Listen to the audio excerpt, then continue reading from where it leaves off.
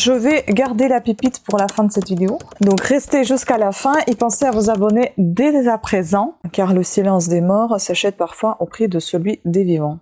Oui, historique, et c'est ça qui me plaît. Casse-cou, il apprend la détermination et l'abnégation.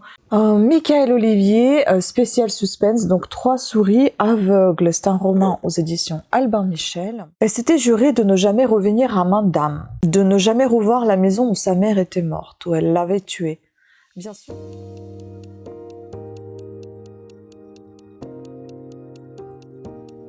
Bonjour à toutes et à tous, aujourd'hui je voudrais vous présenter un Freebooks et en même temps Bookhaul, on va dire plutôt Bookhaul parce qu'il y a 2 livres dedans que j'ai achetés, même si la plupart ne sont pas achetés, mais offerts, enfin trouvés. C'est pour ça je vous ai dit que quand il y a au moins 1 ou 2 livres achetés, je vais faire un Bookhaul. Donc ça sera un Bookhaul que je vais vous présenter, c'est un Bookhaul d'occasion qu'on a fait chez Delicash. Je vais garder la pépite pour la fin de cette vidéo, donc restez jusqu'à la fin et pensez à vous abonner dès à présent sur ma chaîne afin d'être averti de nouvelles vidéos sorties. Pensez également à activer la petite cloche de notification. On va commencer avec des livres l'un que j'ai acheté et le dernier que j'ai acheté, ce sera aussi présenté dans cette vidéo mais à la fin.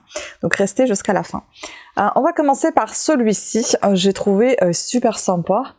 C'est un livre de Arnaldur Indridason, Opération Napoléon, c'est un policier aux éditions Point au format livre de poche, super bon état, qui contient 423 pages.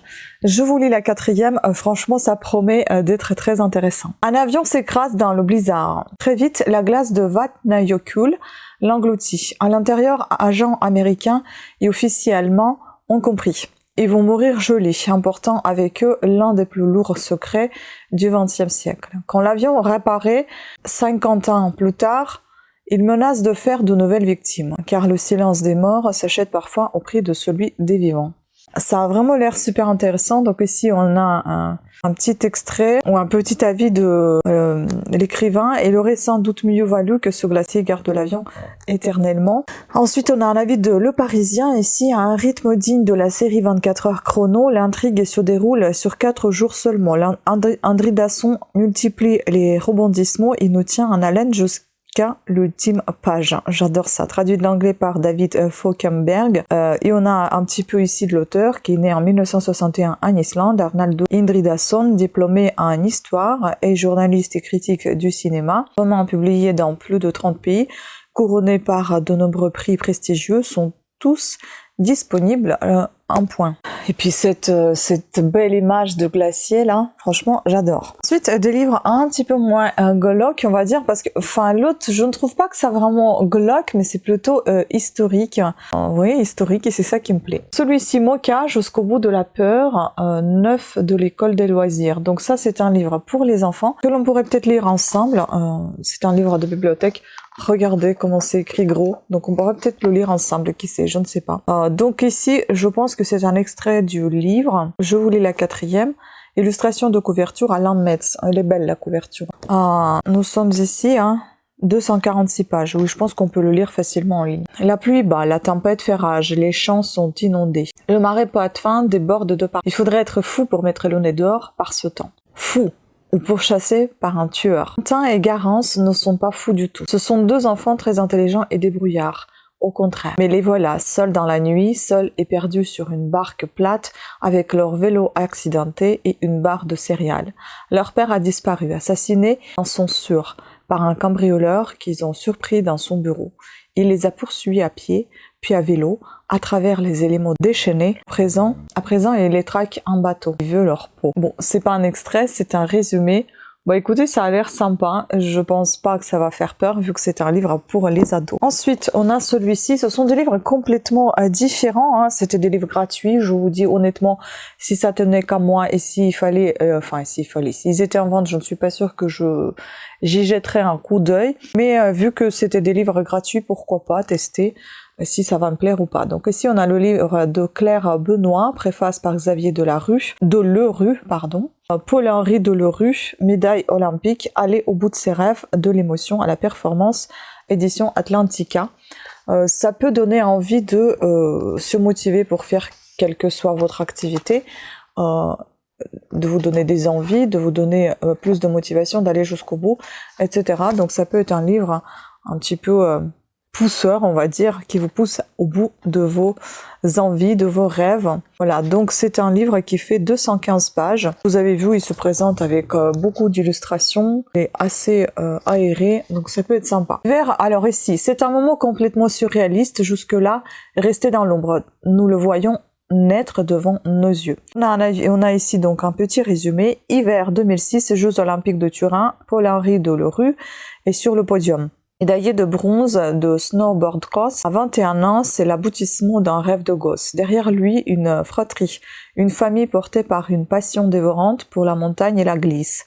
Celui qu'on surnomme Polo grandit dans les Hautes-Pyrénées, le snowboard est alors à ses débuts. Casse-cou, il apprend la détermination et l'abnégation d'atteindre son objectif. Ses frères l'inspirent et sont ses modèles, ses entraîneurs lui font confiance, elle aide à réaliser ses rêves. Ce livre est le récit d'une histoire hors norme, celle de l'aventure olympique, ses joies, ses victoires, mais aussi ses doutes, ses défaites, ses sacrifices et ses blessures.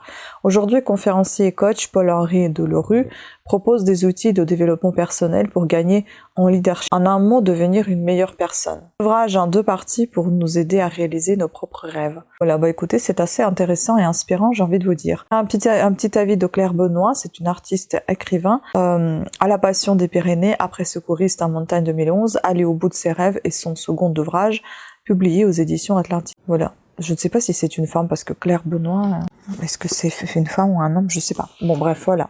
Un auteur, une auteure. Michael Olivier, spécial suspense, donc 3 souris aveugles. C'est un roman aux éditions Albin Michel.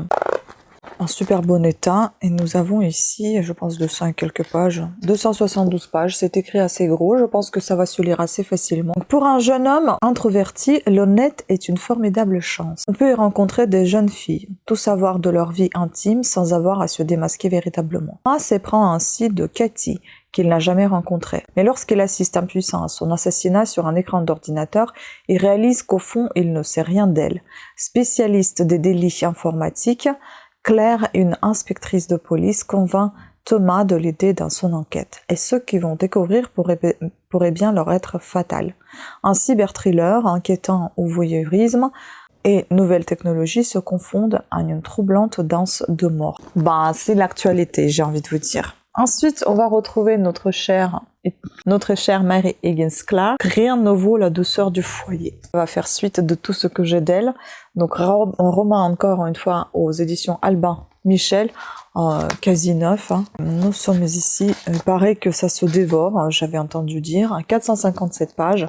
Alors, elle s'était jurée de ne jamais revenir à main d'âme, de ne jamais revoir la maison où sa mère était morte, où elle l'avait tuée. Bien sûr, elle n'était qu'une enfant, bien sûr, c'était un accident, mais pour beaucoup, Lisa Barton était une criminelle. Les années ont passé, Lisa, devenue Celia, mère d'un petit garçon, connaît enfin le bonheur, jusqu'au jour où Alex, son mari, à qui elle n'a jamais rien dit, lui fait une surprise, lui offrant une maison dans le New Jersey. Une dame à la maison de son enfance. En guise de bienvenue, il trouve cette inscription en lettres rouges sang, danger. Quelqu'un connaît la véritable identité de Celia et tente de lui faire endosser un nouveau crime. Dès qu'elle essaie désespérément de prouver son innocence, le vrai tueur, dans l'ombre, guette ses proies. Un suspense à la mécanique implacable, dont Mary Higgins Clark a le secret. Attention danger, vous allez frémir jusqu'au mot fin. Génial, ça promet. Enfin, l'avant-dernier, c'est celui-ci. Donc, c'est un livre de Jean-Christophe Granger, Le jour des cendres, un roman pareil aux éditions Albin Michel. Dis donc, aujourd'hui, on a beaucoup d'Albin Michel et il est aussi en parfait état. On est à 363 pages ici. J'ai un seul livre de cet auteur. On verra si je vais apprécier celui-là. Donc, le nouveau thriller de l'auteur des rivières pourpres. Dans un monde de pure innocence, quel peut être le mobile d'un tueur? Dans une communauté sans péché, comment le sang peut-il couler? À moins qu'à l'inverse, le coupable soit le seul innocent de la communauté. Très suspense. Et enfin, le tout dernier que j'avais acheté, il coûtait 10 €. Il est abîmé ici à cause de l'étiquette qui a été collée dessus. Comment tu peux coller une étiquette sur un livre en papier et surtout sur un livre ancien, quoi. Enfin, je comprends pas. C'est un super beau livre qu'on pourrait lire ensemble. C'est un livre de Charles Leclerc et Norbert Sévestre. Illustration de Job. Alors, quand nos grands rois était petit. Librairie Charles Delagrave, Paris. Trop beau. J'adore. Mais je pense que la couverture a été refaite. Je ne suis pas sûre, mais c'est un livre relié en parfait état pour l'âge qu'il a. Et quand on lira ensemble, je pense que je vais vous présenter, et désormais je pense que je vais vous présenter de plus en plus les pages que je lis, parce que au montage, figurez-vous, je me rends compte que étant légèrement dyslexique, je renverse beaucoup les lettres, je renverse aussi des fois les mots. Et du coup, ça fausse un petit peu le récit que je suis en train de vous lire. Au moins, vous allez voir les pages, et si je me suis trompée quelque part, vous allez pouvoir voir ce que c'était et que je me suis trompée sans faire exprès. Je sais lire, il n'y a aucun problème, mais des fois, ça m'arrive de me tromper. Et des fois, ça m'arrive de penser que je sais comment ça se lit, alors que je ne sais pas au final comment ça se lit. Donc, quand j'ai un doute, je vérifie sur internet comment lire tel ou tel mot, telle ou telle phrase, parce que ce n'est pas ma langue d'origine, comme encore une nouvelle fois je vous l'ai dit à chaque fois, mais il m'arrive aussi de penser que je lis sans aucun problème, et là c'est tout faux, je peux faire des erreurs, c'est tout à fait normal, je m'en excuse, mais c'est comme ça m'arrive. Donc c'est pour ça, je me dis, quand je vais lire peut-être des classiques ou des vieux livres, je vais peut-être vous présenter quand même les pages, mais quand ça sera par exemple Pierre Bellemare ou des choses de ce genre, un petit peu plus récents, ou sur des crimes, etc., je ne pense pas avoir la nécessité de vous présenter les pages, voilà. Mais en vous présentant par exemple les pages écrites, ça me pourra aussi me concentrer peut-être un tout petit peu plus sur ce que je suis en train de lire et ne pas être dans ma bulle de confort, assise sur un canapé et lire tranquillement.